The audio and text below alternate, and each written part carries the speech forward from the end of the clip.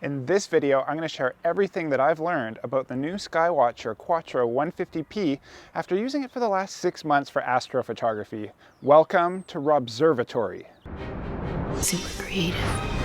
We view the cosmos on the grandest of scales.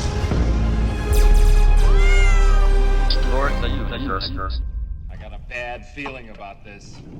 The 150P was released in 2022, and this is the latest Newtonian reflector design telescope by Sky-Watcher in their Quattro series. Let's go ahead and take a closer look at this telescope and see what it has to offer. First, let's start up with the name, Quattro. That means 4. This is an f4 telescope, meaning the focal ratio is f4, which is pretty fast for a telescope. Next up, the 150. That's the size of the aperture, the opening of the telescope, 150 millimeters or 6 inches. Next, the P. That stands for parabolic, meaning that this is not a spherical design, it's a deeper parabolic design.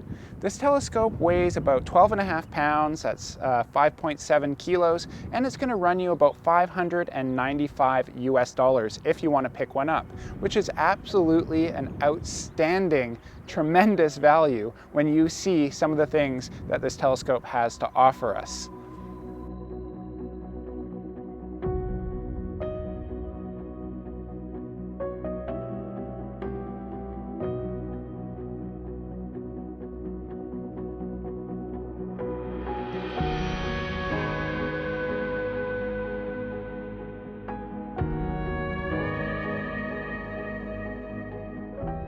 The Newtonian reflector design is nothing new. It's named after Newton. This is old, tried, tested, true.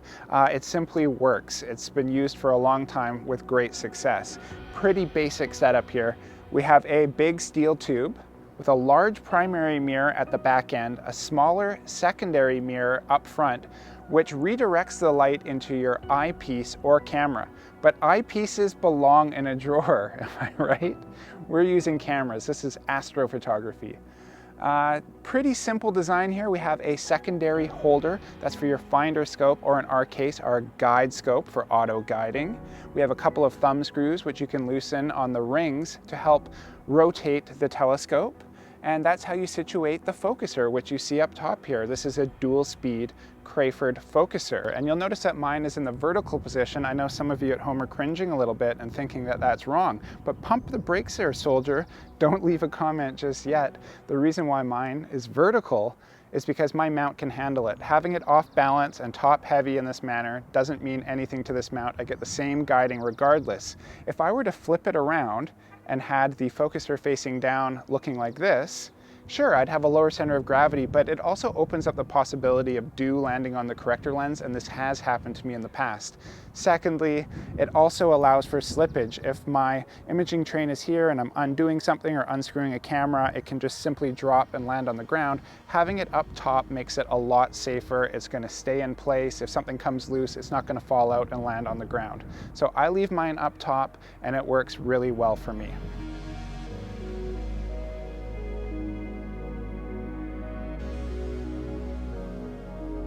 Let's talk about the star of the show, and that's the aplanatic coma corrector / reducer that comes with this telescope. What it does is it actually flattens your field to make sure that the stars in the corner of your frame are nice and pinpoint. Some telescopes suffer at the edges. They get what's called coma, stretching, a blurring of the stars, and this corrects for that. Normally, this is an extra cost. This is an additional accessory that you would have to purchase from a third party or from Sky-Watcher themselves. This telescope is unique in the way that it actually comes with that corrector. That's usually not the case. This takes our telescope from a 600 millimeter f4 telescope down to a 518 mil f3.45. Now I know that's not a huge jump, but every single photon counts, and it certainly does have an impact. Now, you could go out and buy an additional coma corrector from a third party. I know Starizona sells one. It's called the Nexus. It's a thing of beauty. It'll take a Quattro telescope from an f4 down to an f3, but it'll run you almost the same cost as this telescope itself. So to have that coma corrector included with this telescope for $595 is what makes it just an absolutely tremendous value, and is one of the main reasons why I purchased this telescope. let's talk about sensor size coverage. Sky-Watcher claims that this will cover an APS-C sensor. Now, I don't have an APS-C camera to test that with, so we'll have to take their word for it. I'm using 1-inch cameras. I have both the 183mm Pro and a couple of 533mm and MC Pros. And with those, it actually covers the field so well and is so well corrected for such a small sensor that I am either very proud or very ashamed to admit to you that I've actually never taken flat frames when using this telescope. All my imaging has been done with dark frames only. And so it does have a very nice corrected frame in the center. Now, if you were to push that, let's say you're using maybe a 294 or a 2600, I think you'd really be pushing it on the edges. You'd probably see some vignetting, and I would expect that you would have to shoot some flat frames to correct that. But this is really geared towards slightly smaller sensors. You're not going to be able to use your full frame camera with this telescope. While we're discussing sensor size, let's talk about resolution. Now, this works really well with cameras with small pixels. My 183mm Pro has a resolution of 0.96 arc seconds with this telescope, which is pretty amazing. That's absolutely a perfect match. My seeing conditions will never be that good, but if there was a truly clear night, I would get outstandingly sharp images with that combination. So I also have a pair of 533 cameras. They have larger pixels, but it's still a really nice resolution match. Because I'm seeing limited here with the city behind me, those cameras still work really well with this telescope. If I were to recommend a camera to go with this scope, I would probably say the 533 because of its high performance at such a low cost, and very similar to the scope being the same thing, high performance, low cost. So pairing those two together, you're going to get an outstanding setup at a very reasonable price. Now, let's talk about the crop factor. So this telescope with the reducer in place is 518 millimeters. When you pair it with, let's say, the 533, you're going to get a 2.7 times crop factor, meaning that the camera sensor is only looking at the very center of the mirror of that telescope. You're not seeing the outer edges. We're cropped in. Now that crop at 2.7 is going to take us all the way out to 1398 millimeters, which actually gives us quite a bit of reach. So we're going to be able to frame up smaller deep space objects or get close up on things and really do a lot of detailed work, maybe a mosaic. So outstanding combination, very unique and different focal length when you pair those two together. Now I've been rambling for a long time, and I think it's time to show you our first image. This is M33, the Triangulum Galaxy.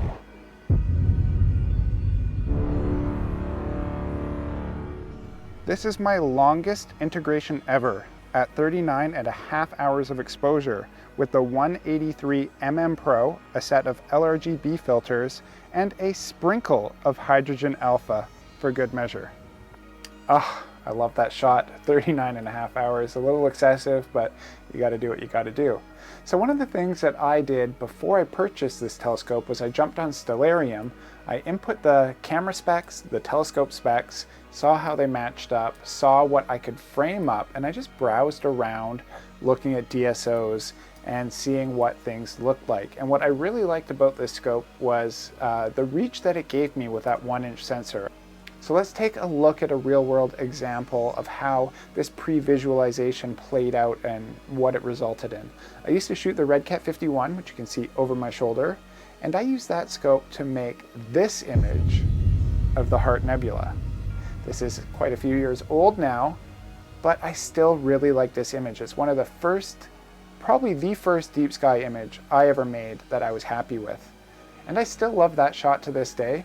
But I did feel like I was just sort of documenting something, capturing it. There's this neat and tidy nebula. I wanted to do something a little more artistic. So let's take a look at what I did with the Quattro 150P.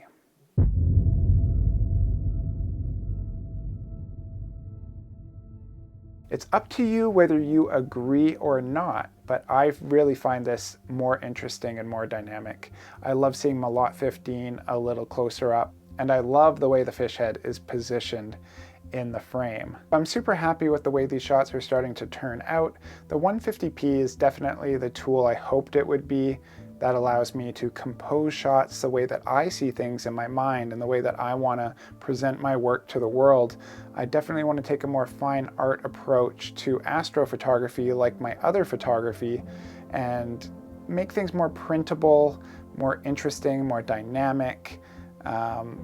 and less, documentarian, less stamp collecting, as some astrophotographers say.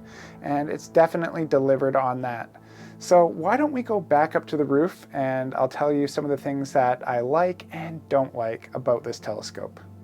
Now that we know what the scope is, seen a little bit of what it can do, I want to discuss some of the pros and cons of this telescope, and we're going to begin with the latter.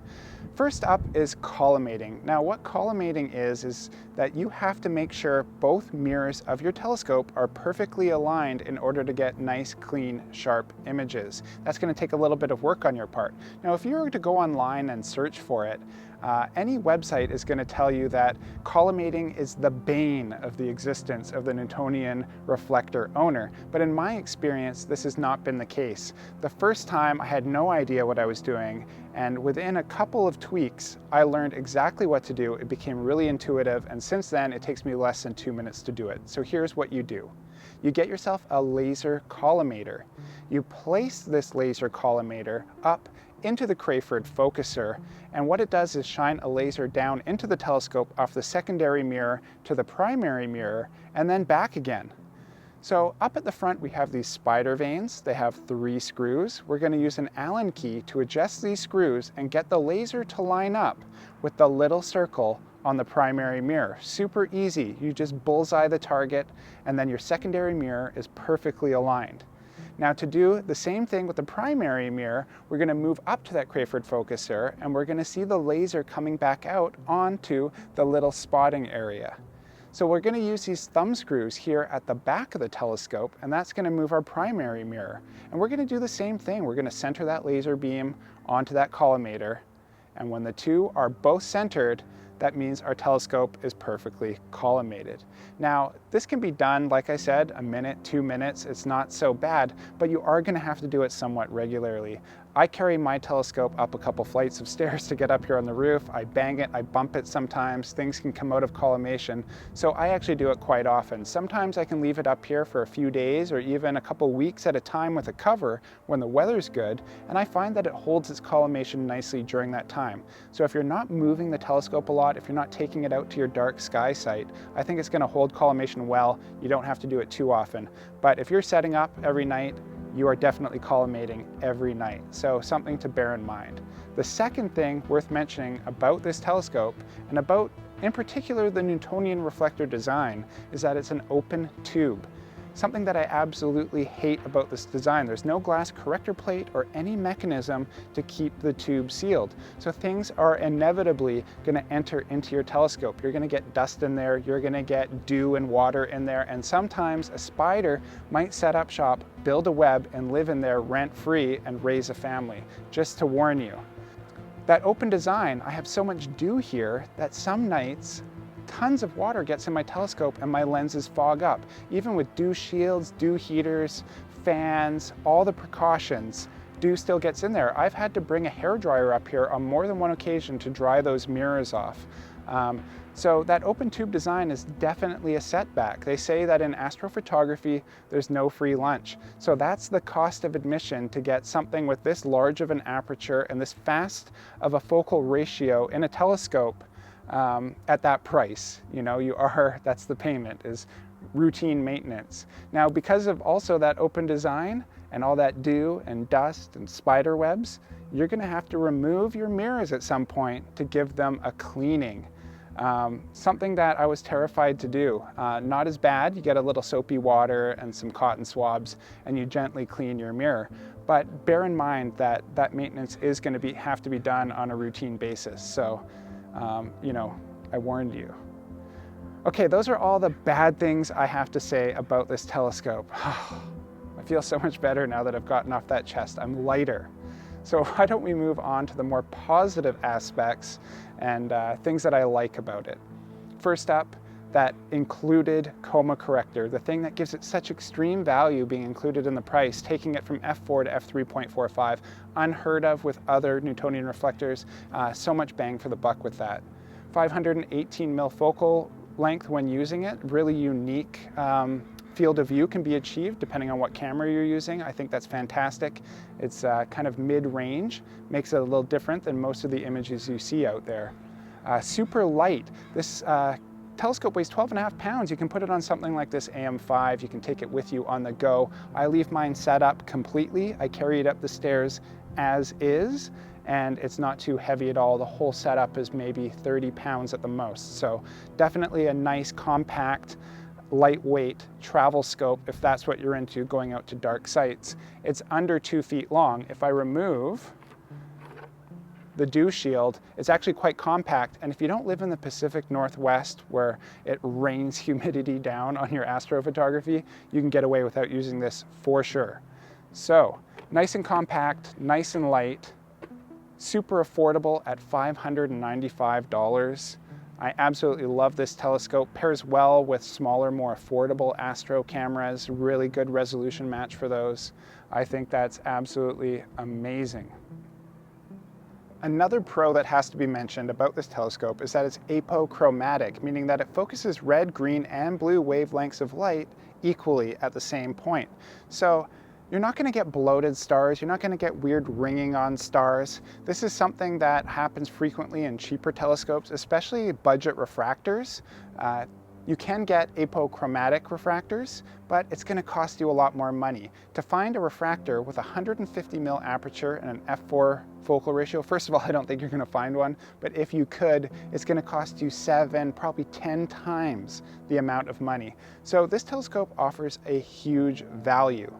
The last thing I want to mention, and this could go either in the pros or negatives, completely up to you, you decide, is diffraction spikes. So these spider veins at the front of the telescope, which hold the secondary mirror in place, create diffraction spikes in the image, this star-cross pattern that you see.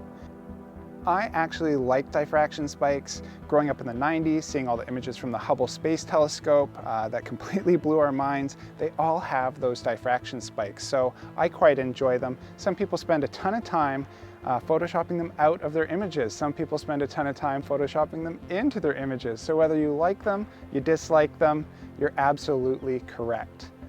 So that's about it for the main telescope itself. I would really like to share some more images with you. I'm an astrophotographer, and that's what we're here to talk about. So I want to show you some more images, and I also want to take you on a tour and show you some of the optional upgrades that I've done to this telescope, and just take you on a tour of my rig in general. So let's begin.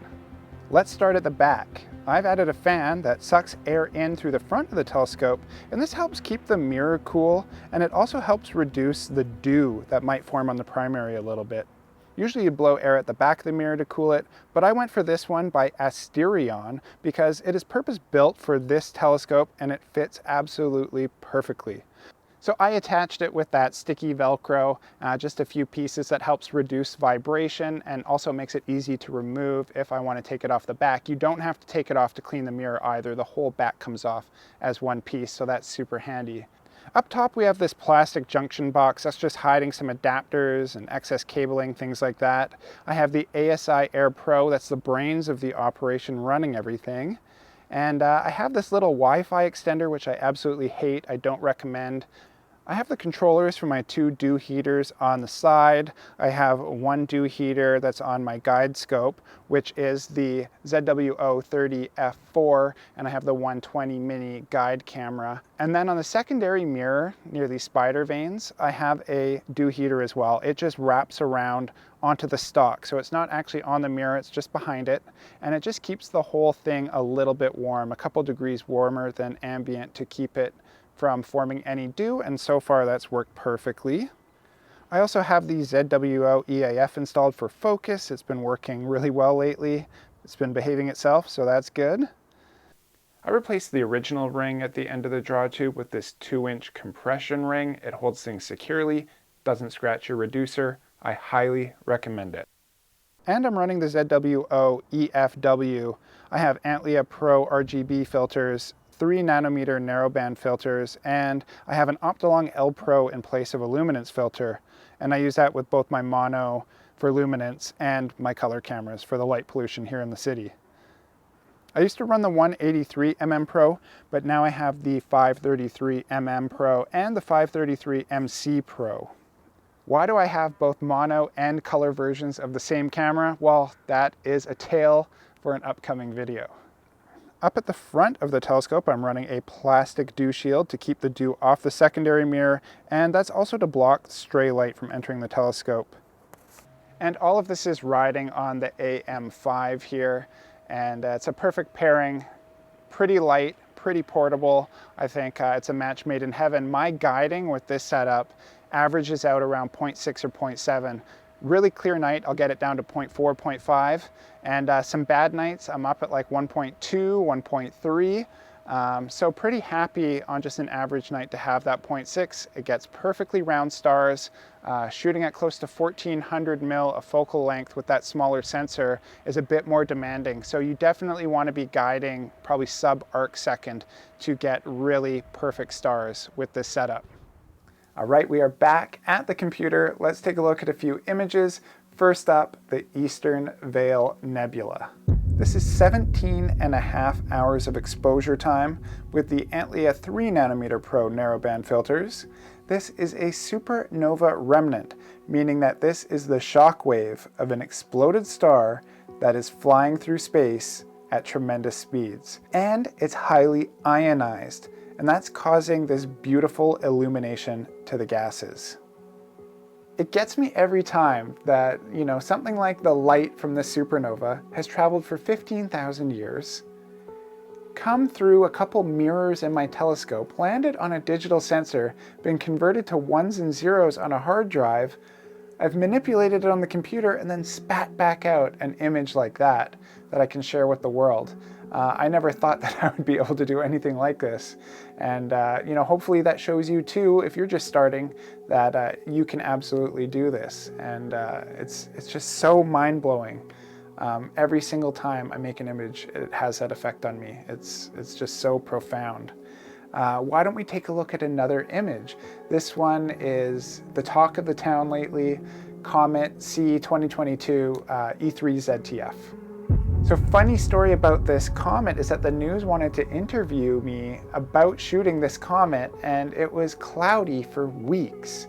And the night they were supposed to come over to shoot the interview, they actually canceled and said, "Can we come back tomorrow?" And I said, "No problem," because I had not gotten an image yet. It had been 3 weeks. I had talked to the reporter maybe 5 or 6 times, and I still hadn't got an image. So that Saturday night that they canceled, it cleared up, and I managed to shoot this with my 533 MC Pro and an Optolong L Pro filter.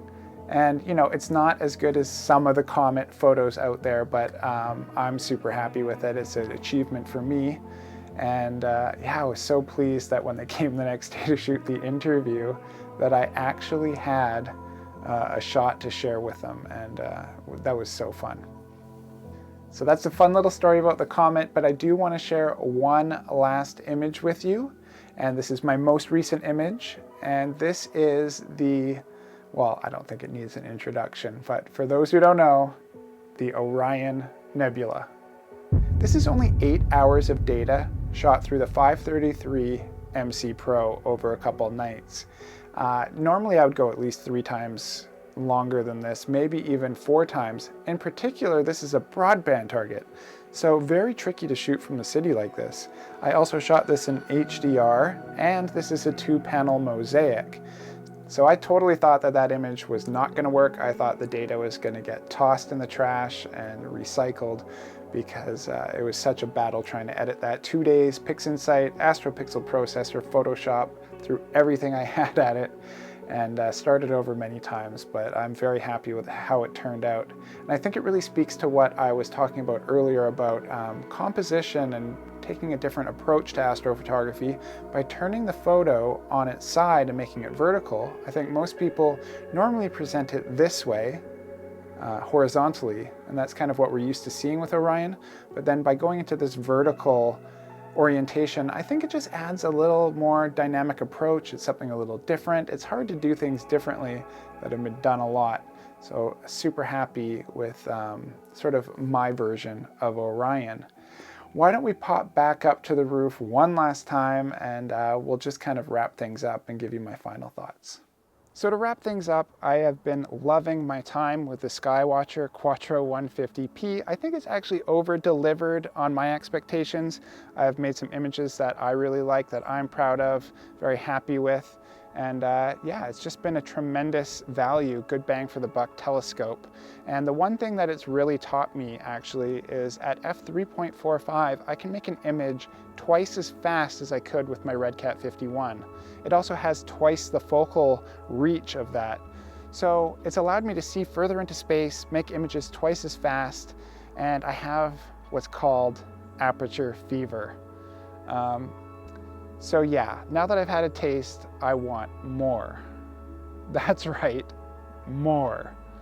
I definitely see something even bigger in my future with more focal range. I see something maybe a little faster in my future as well. Now that I have that taste for speed, I want to push that limit and see how fast I can make images, especially here in the city with all this light pollution in the Pacific Northwest with our super wet, horrible winters. If you can make an image twice as fast, 3, 4, 5, 10 times as fast as you can with a slower scope, it gives you a huge benefit to be able to actually finish images within those few clear nights that we get.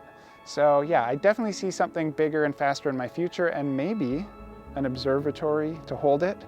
But that's a tale for another video, and until then, please remember that the stars belong to everyone. So get out there and see for yourself. This special broadcast of Robservatory has been brought to you by the Super Creative Corporation. Super Creative, killing today for a better tomorrow. Super creative.